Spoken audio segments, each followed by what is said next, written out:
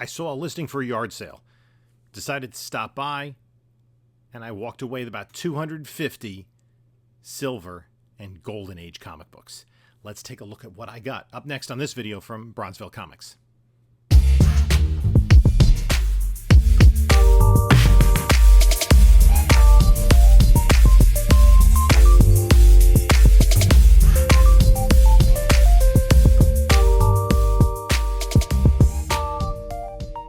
Hey there, panelologists. This is Jim from Bronzeville Comics coming to you with another video. Before we get started, please like, comment, subscribe, share, hit the notification bell. If you enjoy the content that I bring here, please consider subscribing to the channel. We're just about 4,750 subscribers, so we're kind of closing in on 5,000. And I really appreciate everyone who is subscribed to the channel and stops by, leaves a comment, all that great stuff. I don't have the opportunity to reply to all the comments, but I do appreciate it. Also follow me on other socials. I'm on Instagram at Bronzeville_comics. I am on Whatnot at Bronzeville_comics, and I do sales Monday nights at 10 p.m. Eastern time. And if you've not yet signed up to Whatnot, there is a link in the description of this video. If you use that, you get $10 off your first purchase, regardless of who it is with. Also in the description of this video is a link to my eBay store as well as my email. So I had posted a few days ago the video at the 3 Men in a Basement comic book crawl, and that was all day Saturday. I probably left the house at about 7 or a little after 7 o'clock in the morning. 7:30, somewhere in that window, and I got home just after 10 o'clock at night. I was exhausted. I went to sleep, but I had a plan. I said, you know what, there's the monthly Clifton show in New Jersey. Let me go to that. It starts at 10 o'clock, so I can wake up at about 9 and head on over there and you know, just look at more comic books. Maybe I need help. Maybe it's an addiction. I don't know. But I saw an advertisement for a yard sale in a town not far away, but it was kind of en route. It was maybe, all told, maybe 20 minutes out of my way. So I said, let me check it out before heading to Clifton. And I'm glad I did, because I pulled up to the house and I'm like, oh man, I've been to this house before. And I think I posted on a video where I got there just a little too late. It was over the summer. And I should have followed my gut, because the advertisement said silver. No, I'm sorry. It said vintage comic books. And it said something like toys from the 60s and 70s. And I should have put 2 and 2 together. And when I got there, it said it starts at 10 o'clock. No early birds. Don't contact me. I can't answer emails or phone calls or whatever prior to the sale. So I said, okay. I think I went to a different sale first that was I struck out at, or maybe I went to the flea market. Any rate, that wasn't a great day at the flea market. I think that was the day at the flea market that Erod and I, like, there was a box of wet books that we were taking through. It was not a good day at the flea market. But when I got over the summer, when I got there, the seller, there was he had the back of his SUV open, and there were 2 boxes of comics in there, and I was just standing there waiting, and because there was another guy looking through them. He was there first, and I could see it was Silver Age, maybe a little bit of Bronze, and it was what I saw was Marvel. I saw like Captain Marvel and Avengers in there, so I'm like, and then I saw them talk, shake hands, make a deal, money exchanged hands, and the guy started picking the books up, and I just kind of walked past. I go, you bought everything? He goes, yep. I go, okay, good for you. And I left. And then when I pulled up, I recognized the seller. So I walked over to him, and I said, there was a bunch of other stuff in the yard, and I think maybe his wife was there selling as well. She was over close to the driveway. He was actually on the grass of the yard. And I said, do you have any comic books? And he just kind of shook his head and motioned this way. And so I went over, and he had in a larger bag about, I think it was like 34 Tarzan comic books from the 1950s. And I looked at the first, I kind of flipped through the first couple. I said, these are all Tarzan. He goes, yeah. I go, I'm sorry, this isn't really what I'm interested in. He goes, what are you interested in? I said, mostly Silver and Bronze Age comic books. So he puts the pack of the Tarzan books aside and he pulls like a tablecloth off. And on top of like 2 plastic bins, he has 2 short boxes of comic books. So I started to dig through, we talked about prices, and I had to go to the ATM because I didn't have enough cash with me, and I made a deal. I tried to get him to budge. He really wasn't moving, and I thought it was worth it. So so I'm going to split this video into 2. I'm going to split this into 2 videos, one for each short box. Now, when I got home, I didn't have short boxes because he says I need to keep the short boxes. Moral of the story is, with that part, I need to have short boxes in my car when I go out on the hunt. I didn't expect, but I had like the bag that I carry with me when I go to shows and flea markets. So I was able to load that up with one of the short boxes, and he had like a broken old banker's box that I put the others in. Now, a lot of these were unbagged and boarded. But let's take a look. We're going to break it into 2 videos. Let's look at the first box right now. Okay, I just picked up a comic book collection. He had them in short boxes, like at a yard sale, but wanted to keep the boxes. So I have these 2 boxes I have to wade through. Not entirely sure what's in this box. Have a pretty good sure what's in this box. What's in this bag. It's not all Tarzan. We'll take a look.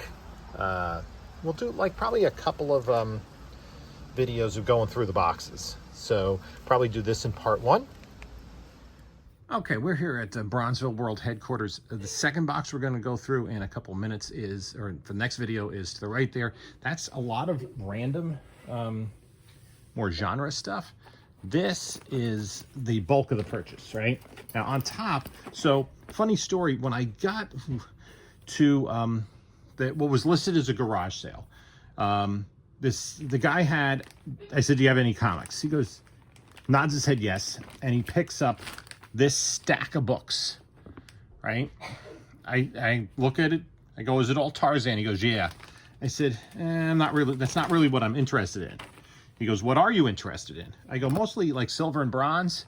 So he pulls the tablecloth off 2 short boxes, and then reveals what's in there. So the Tarzan stuff we'll start with. And there we go. So this is all Tarzan. I'm not sure how many there are. I'm going to need a whole bunch of Golden Age bags and boards. This is barely attached. These are low grade. Number 55 from April 1954. So we have 1, 2. The official title, is that true? Is Edgar Rice Burroughs Tarzan? Yeah, on the indicia, that is how it reads. So if you want to look it up, comes in as Edgar Rice Burroughs Tarzan. Maybe some of these. This is a very early one. This is, I think, number 14. That's very early. I'm not sure who that is on the cover. One of the actors who plays Tarzan is not Johnny Weissmuller, nor Buster Crabbe. 17. So we have some fairly early issues. But we were talking covers detached on these. I would have to look this up. This is, the first 12 issues were fairly cartoony covers, and then you have a lot of picture covers. I don't really see painted covers for a bit, so I'm not sure which one this is.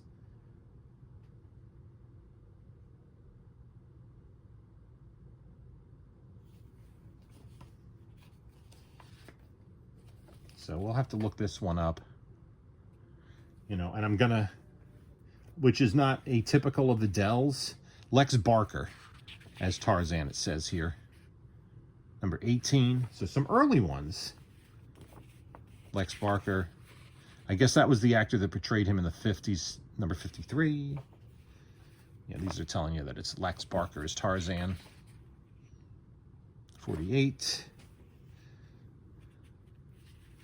You can see, lower grade stuff. So all Lex Barker.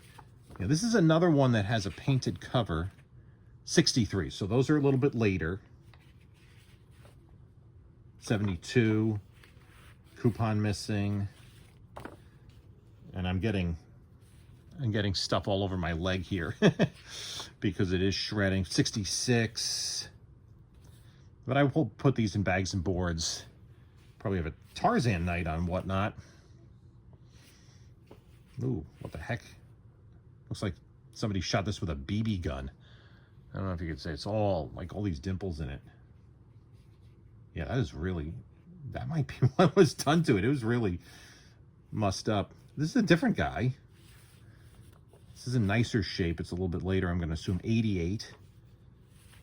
Yeah, it's a new Tarzan. Another painted cover. I guess some gorillas in number 129. We're talking 1962. Again, most of these are from the 50s.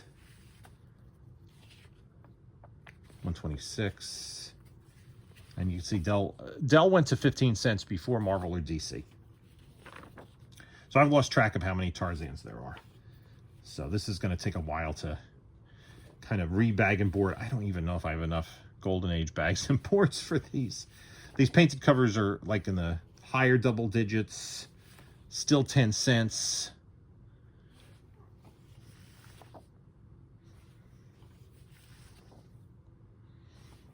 The first, as I said, about the first dozen issues have real cartoony covers, but it looks like we're going a little bit later here. Another photo cover. Some of these later ones seem to be in somewhat nice shape. Another Lex Barker.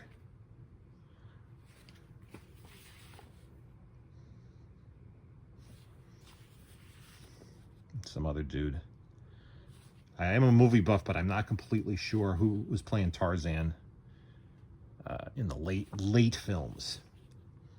Okay, so those are all your Tarzans, and I'm gonna have to like vacuum up after this. I have to bag and board all of those. Use up a lot of my Golden Age. Now, up next are some Supermans, and some of these are also non-bagged board. What I'm going to do is I'm going to move this bag onto the floor and put the books on the chair. I can do that. Screwing things up. There we go. Okay. So there's some early. I'm going to need some, I might even need some Golden Age bags and boards for a couple of these. 171. And these are in pretty nice shape. These are not falling apart. 149. No, that's part of the cover. So these are in pretty good shape. 161. A still 10 center. 145. I'm going to open up Key Collector just to take a look at key significance of some of these because I don't know all of them off the top of my head. 159. Cool cover. These are in most part in nice shape. 128, so that's fairly early one. First appearance of the Future Men, not a big deal. 133. Looks more like it would be a World War II cover, doesn't it? Parachuting in. 155.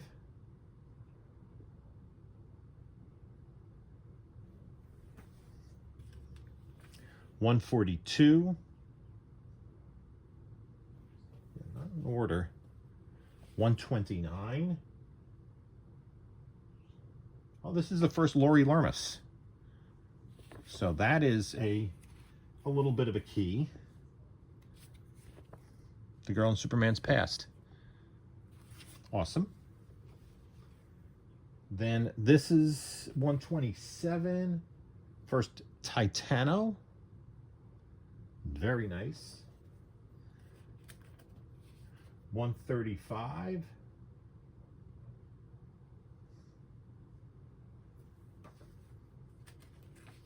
Bizarro meets Frankenstein, 143. That doesn't make it a key, but again, really nice condition on these.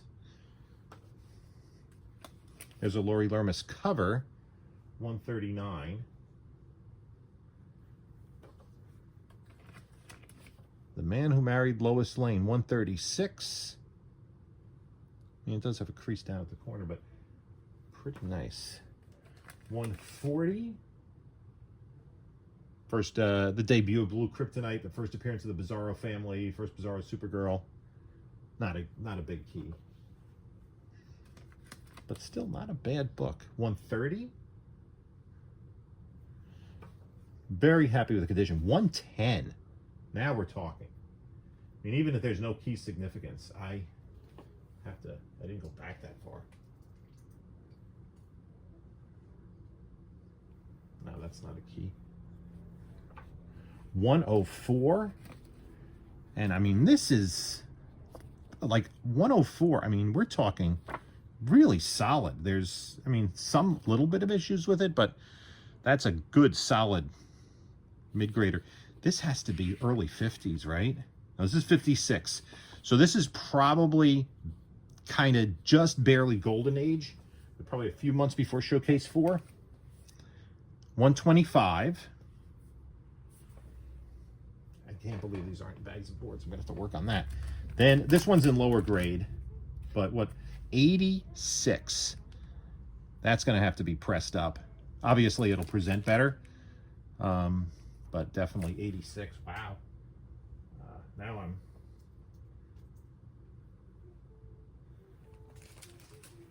What do we got here? 93. Dust Shadow, but not bad. Double-digit Superman. 141.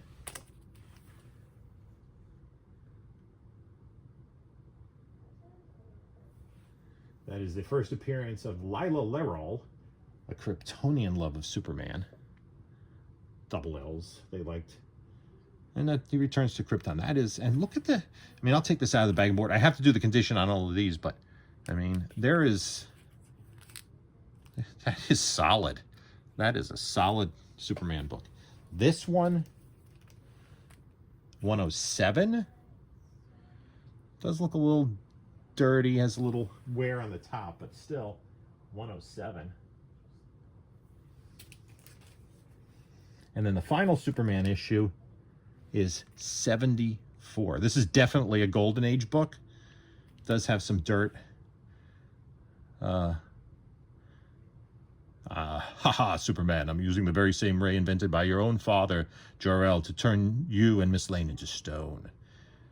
Luthor in The Lost Secrets of Krypton.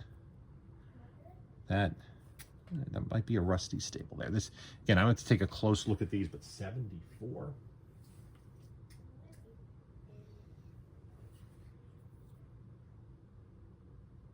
That's the true 74. 75 was number 74. If only we had 76. But still, this book, I want to take a look at this. Let's call this even with the dirt. Let's say a 3. Let's be really rough on it. Superman 74 and a 3. We don't know what the back cover looks like, but that's 1952. That is good stuff.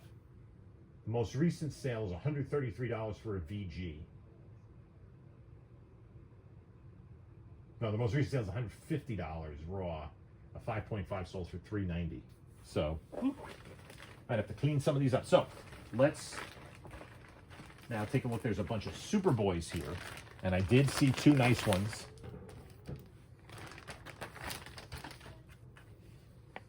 Okay, 116. Again, this condition is pretty sharp.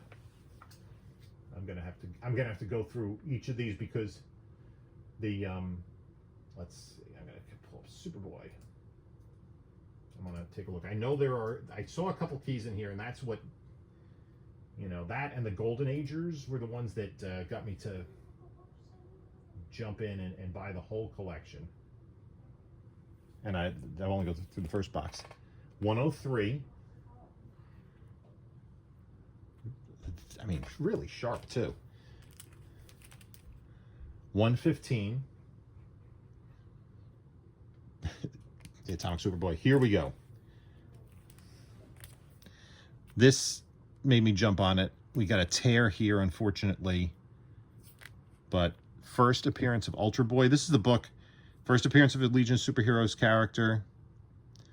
Unfortunately, you have that tear. Harder to find at high grade. But this is pretty sharp. I'm going to have to see how. I have to measure that. I think if this is like a 7, maybe it's worth getting graded. I'll take a look at the back too, but really happy with that. Oh, Lois Lane. Number 50. I don't know if that has any key significance. Beautiful. I mean, the condition, for the most part, I mean, we're talking about, this is early 60s, or a 12 center. But now, look at this bad boy. Oh, boy. Look at this. Superboy, number 46. Solid. Wow. Superboy 46. Don't think that has key significance. Oh. A little bit of damage. 47. Superboy meets Superman. Very nice. This one has damage. 45. So we're in that same era. You know, we're missing a piece up here, but still. This has to be, or this is 40, this is 1956. Number 52. So early, very early Silver Age. 87. So still 10 cents.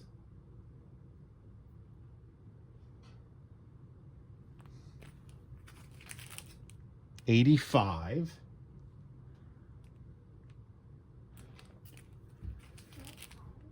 $82. This is the first Bizarro Crypto, for what it's worth. But still, I mean, a little bit of spine wear, but man. 88. Since they're not in order, I'm going up and down on Key Collector to see. 92.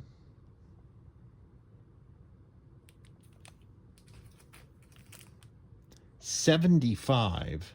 I think this is a kind of sought after book for the spanking cover.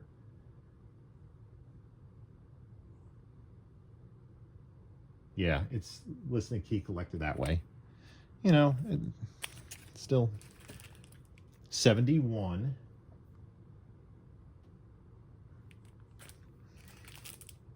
76. Is that? Yep. First appearance of Beppo the Super Monkey. Very nice. And this is in nice condition. I mean, like something like this might be worth getting graded. 86. First appearance of Pete Ross.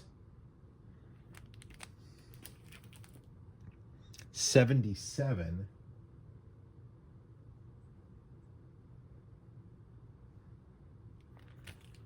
Okay, this also, like one of the Supermans, all sorts of folded over and messy, but number 27. And yes, yes, it is there next.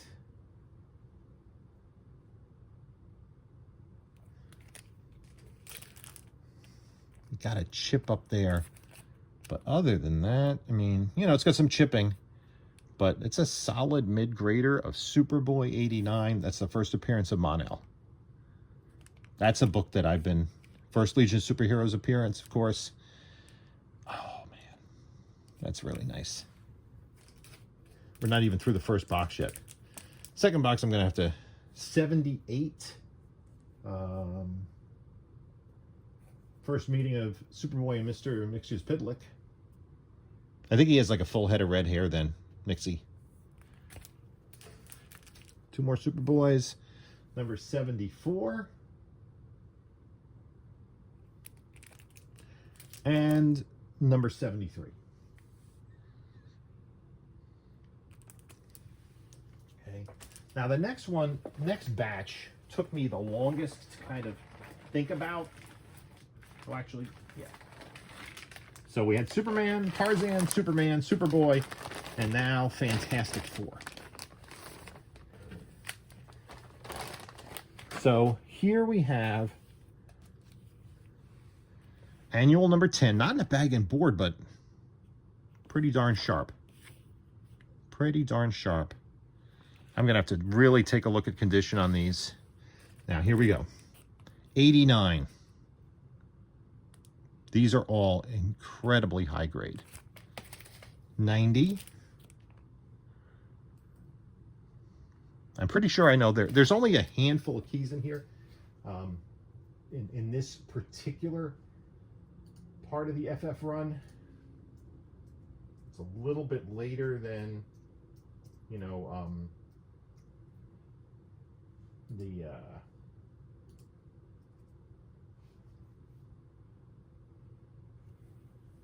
true keys. First appearance of like minor characters, you know, 91. But again, I mean, look at the corners. Wow. 92. Awesome cover. 93. Very nice. 95. And that's the first appearance of Monocle. Nobody cares. 97. This is the first cover appearance of Franklin Richards. This isn't completely in order, don't worry. 98.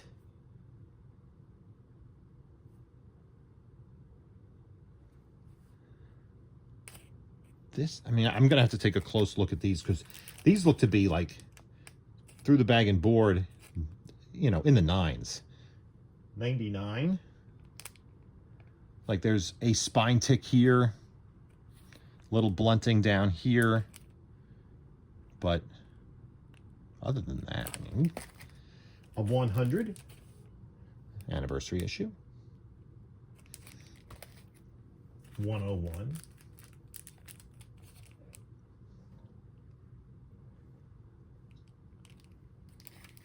Here we go. This is a key. 102. This is the last continuous Jack Kirby issue. The store stamp there. That's pretty cool. Little, that could be helpful with the press. Drag. Then we have 2 copies of 103.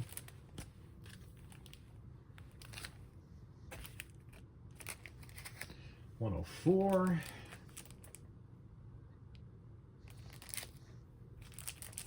$105. $106.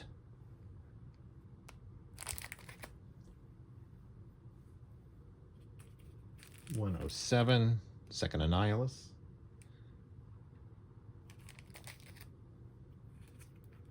$108. Now Jack Kirby. Oh no, the 107. 108. Jack Kirby also did this issue.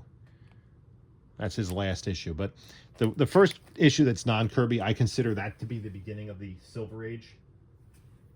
109.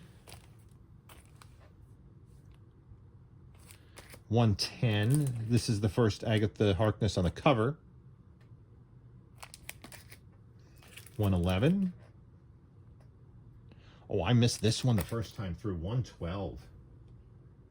This classic. Oh, that is... Woo! Yes, yes, yes. 113. First Overmind. 114. And 115. I could have sworn when I went through it that Agatha was in there. Maybe I just assumed that she was, but there's no 94. Is that right? That is disappointing. What makes up with that 112? Let's see. Yeah. You know, they're 93 and 290 and 95. No 96 either. So, but still, that's the first batch. We're going to, next time we have a video, we're going to look at those books. So I got to clean this stuff up and get into the next batch of books. So you saw I flipped through everything and I pulled out the books that I thought were the better books. Now, those Fantastic Fours were generally in pretty high grades. Some of them, I think, are in the 9s. For instance, this, number 91, there's like really nothing on the spine. This is a sharp book. There is that R, maybe a little bit of a tiny crunch up at the top. But I definitely think this is into the 9s. They're all glossy. They're sharp. This is the first appearance of Monocle. I thought that was one of the sharper copies. 98 was also a very sharp copy. And then there were some keys in there. It didn't have the first Agatha, 84. And as you saw everything. So this is a key, 102. This is the last of the 102 issues, plus the annuals that Jack Kirby did. So to me, I think Conan the Barbarian #1, I think is October of 1970. That's when, and Green Lantern 76 is earlier in 1970. So those are the two books that people look to mark the beginning of the Bronze Age. To me, this is the book that ends the Silver Age. Right? The Silver Age began with DC Comics in 1956. I'm more of a DC guy. Showcase 4, Barry Allen, Flash. We all know that. But DC kind of reinvigorated the superhero genre, and then Stan Lee, Jack Kirby, and Steve Ditko kind of put it at a different level. And by having basically the two competitors, it kind of pushed both of them. So by the late 60s, DC was maturing their content with Denny O'Neil and Neil Adams on the titles. And to me, this is when the Silver Age ends, because the first Silver Age Marvel book is Fantastic Four #1 by Lee and Kirby, and that is the end of the Silver Age to me. The next month starts the Bronze. And I did do a video to that regard. This is Fantastic Four 110, first cover appearance of Agatha Harkness. This book kind of went a little bit wild. Following WandaVision, then following the announcement that Agatha Harkness was going to have her own Disney Plus series, there is an error variant of this where the colors are reversed, which does have some value to it. And then probably the best book in the bunch, and as far as the FF goes, is this 112, classic Thing versus Hulk cover.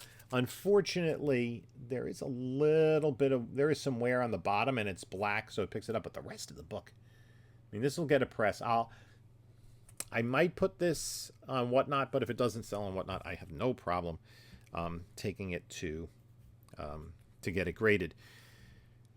Then there were the Superman books that you saw, and I have kind of a conundrum. I basically have every issue of Superman from about 121 up. And some of these are definite upgrades over what I have. I did pick up a collection about 1.5 years ago that had a huge Superman collection. So do I continue the Superman collection? Do I keep all these books? Do I work? I'm not going to finish the run. Do I hold the double-digit issues? I'm not sure. Again, what's difficult is I am more of a collector than a reseller, right? So if it were up to me, I'd keep everything, but I have to put food on the table and send the kids to college. So some of the Superman books, this is 149. The Key Collector list, this is the first time that Flash appears in the Superman, but this is just a really cool imaginary story, which they did a lot of with Superman in the 60s, like Superman Red and Superman Blue, and what if Lois Lane had powers, and all sorts of stuff. And it predates What If by about a decade. This is, and again, they're not high grade, but they're all solid mid-grade. The problem was they were not bagged and boarded. Some of them, the books in this collection, did have a popped bottom staple. And you did see, as I was going through the books for the first time, really only the FF books were bagged and boarded. So they're sharp. There's like, some of them had, like, I wiped down with a Kleenex and it was really like there was soot on it, but it didn't permeate into the book. There weren't dust shadows. There weren't stains. So there wasn't much tanning, maybe a little brittleness, which would account for some of the bottom staples. None of the top staples popped. There were a handful that, the cover was completely detached, but they were in lower grade regardless. So this is the first appearance of the Bizarro family, which we kind of saw, some of us did, on the Superman and Lois TV series. This is a nice little key, number 129. It is a little bit lower grade. It does have subcrease and some spine wear, but this is the first appearance of Lori Loomis, the mermaid that Superman falls in love with. So that is a nice key. And then these Golden Age issues. I think this key might have come out the same month as Showcase, or maybe a month earlier. I'm trying to think of the cover date of Showcase 4, but this is like right on the borderline of Gold and Silver. It's got that huge Comic Code Authority stamp, as we saw in the mid to late 50s. But pretty nice copy, for a book that's 67 years old at this point. 104. This is sharp. This is very glossy. This has an advertisement in it for Showcase number 1. This does have a little bit of dust shadow, but it is Superman 93. That is pretty cool. And then Superman 86. If you notice when I was flipping through, there was a lot of stuff folded over here. This could use some more work. The danger is when the books get a little bit brittle and they've been folded, like this corner was folded up. When they've been folded for so long, it's very easy when you try to unfold them, they just fall off. And that one was interesting in that I did the page count. This is a 44-page book. So there was a short period of time in the mid-50s where the standard page count was 44. It went from, like in the Golden Age, from 64 to 52, or to 48, then 44, and then down to the 32 we know today. This is nice because they give you the page count on the front. And this is the earliest Superman in the lot, Superman number 74, cool Lex Luthor cover. This January, February, this would have to be... Yeah, so this book is from 1952. This book is 71 years old. So it's cool. I'm going to have a tough time letting go of these, to be honest. Oh, no, this one's from 70. The other one's from, I think, 53. So, yeah. And then the Superboys, those are in pretty nice shape. This is the first appearance of Pete Ross, who is... Superman's best friend back at this point in time. He just a few issues later, he discovers Superboy's secret identity. Because of that, he was a reservist in the Legion of Superheroes, so I collect those Legion first appearances. This kind of fits. And he was a character in the first several seasons of the Smallville TV show. Somebody told me at the Clifton show that that actor went on to do adult film work. So I don't know what was going on the set of Smallville between him and Allison Mack. Then you have Superboy 98, the first appearance of Ultra Boy. And sadly, it does have like a 2-inch rip right there. That takes the value down considerably, a tear that large. Because otherwise, I think this would probably be like a 7.5, maybe an 8. It's really, the colors are great on that. But first appearance of Ultra Boy. And then 89, the first appearance of Mon-El. And I think this one does have a popped bottom staple. So, but these are hard to find in higher grade because, and I picked these books up previously from eBay and what have you. So, like, for instance, this is still 10 cents. This book is from June of 1961, cover date. This is 5 months before Fantastic Four #1. So these early appearances of these DC Silver Age books predate the big Marvel keys. The Amazing Fantasy 15s, the Hulk 1s, all of them. Fantastic Four #1 was the first one. This is 5 months earlier. And a lot of these keys are 10-cent books. The only Marvel key that's a 10-center, I believe, is the Fantastic Four #1. Shortly after that, kind of both companies went to 12 cents per issue. And so they're harder to find in grade just because they're older. There probably were more of them out there, but, nope, there were fewer collectors back then. And then this one is beat up. And this is what I was alluding to earlier in terms of the folds when the books get brittle. And this is a 70-year-old book. It's from August of 1953. And this, I'll probably just put to the side and maybe do some conservation work on it, because you can see, like right here, if I can point it out, right there, this triangle was folded. Everything was kind of folded up, and it just, I just touched it and it fell off. It sliced off because, it had been folded in that position for so long, and as the book dried out over time, it just got too brittle to have any suppleness to the pages. So if I ever go into learn to do some conservation and can do some Tengojo or whatever, I may consider that, because this book has several of the wraps have the same situation. It's not a big, key, pricey book, but it is from 1953. It's Superboy 27. There were a bunch of, there were a few, there were probably about 3 more from the Golden Age, technically, because if we go by true cutoffs, and we look at showcase number 4, which by most collectors is considered the beginning of the Silver Age, that was cover dated October. The indicia might have said September, October. But so if we consider September of 1956 as the beginning of the Silver Age, then a number of the books right on the borderline are from earlier in 1956. So it kind of leaves me with a little bit of a conundrum, a decision. What do I do with these books? Do I move on and sell them? Do I keep them? I'm going to have to sell some of them to recoup the money that I spent on the collection. At the very least, break even. But man, those double-digit Supermans, those are going to be tough to part with, to be honest with you. The Ultra Boy, the Mon-El, those kinds of, I have other copies. I'm going to probably eventually keep my highest graded one. Will we ever see the Legion of Superheroes in a DC property? I don't know. So at some point, I probably should just start culling that and holding on to the highest grade one for my personal collection and move on from the others. But, I do enjoy the Legion of Superheroes. So that was part 1 of the haul. Again, it was just 2 short boxes. He kept the short boxes because he did say he had other stuff. So he has my number, and if he wants to reach out, then maybe we can make a deal for some more things.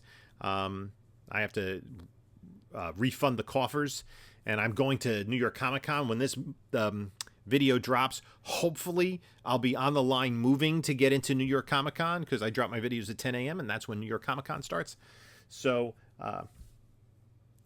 thanks for stopping by. Let me know what you think of these books, and take a look at a couple of my other videos here. And this is Jim saying until next time, enjoy your comics.